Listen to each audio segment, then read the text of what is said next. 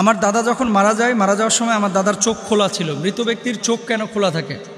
মানুষ যখন মারা যায় তখন অনেকেরই এই চোখ খোলা থাকে। চোখ খোলা কেন থাকে রূহ কবজের সময়, এ বিষয়টি নিয়ে যদি বলতেন। রাসূল আকরাম সাল্লাল্লাহু আলাইহি ওয়াসাল্লামের একটি হাদিস উম্মে সালামা রাদিয়াল্লাহু তাআলা আনহা থেকে বর্ণিত। তিনি বলছেন, এর হওয়ার পর চোখটা খোলা ছিল। কার? আবু সালামার। নবী সাল্লাল্লাহু আলাইহি ওয়াসাল্লাম তা বন্ধ করার পর বললেন, যখন কারো প্রাণ নিয়ে নেওয়া হয় তখন তার চোখ তার দিকে তাকায় থাকে। কার দিকে? রূহের দিকে। মানুষের যখন রূহটা কবজ করা হয়, রূহটা যখন তার থেকে বের হয়ে যায়, রূহটা যখন চলে যায়, তখন চোখটা সেদিকে তাকায় থাকে, ওই রূহের দিকে।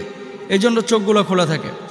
অনেকে বলে যে চোখ খোলা থাকলেই মনে করে যে মনে হয় তার রূহটা চোখ দিয়ে বের হয়েছে।